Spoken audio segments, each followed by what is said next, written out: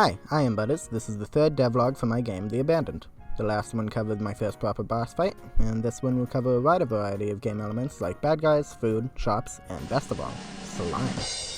The first thing I added was slime, which is an obstacle that will slow down the player and enemies that walk on it, because slime is sticky. Okay, moving on. In the first episode, there were words floating in the air acting as the tutorial. I don't like how that looked, so I upgraded the dialogue system.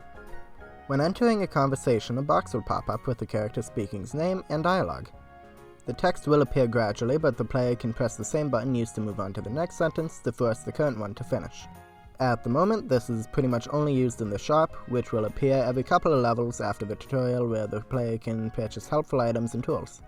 It's run by two brothers who you can talk to. Oh, I forgot to do that part. Well, let's just talk to the other one then. Let's just get back to this later.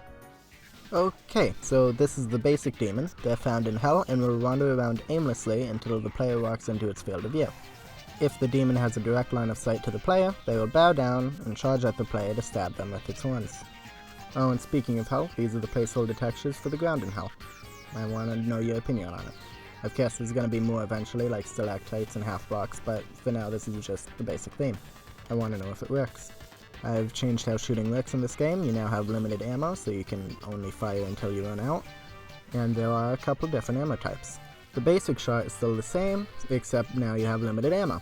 You get more ammo by eating. The other type of ammo I added is the snowball. It is used to slow down anyone it hits, including the player. In the future, there are going to be enemies that throw snowballs at the player.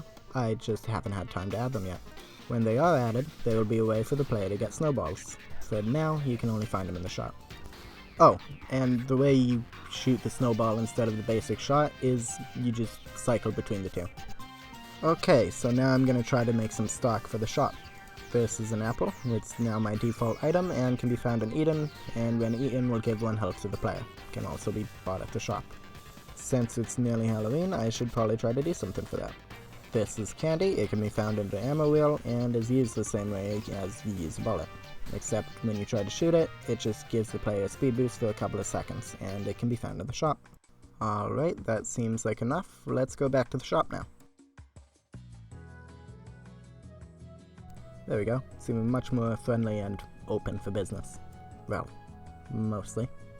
Well, as you saw, you can talk to the shopkeepers and they might give you some advice. The player can also go over to one of the nearby podiums and interact with it the same way they talk to someone.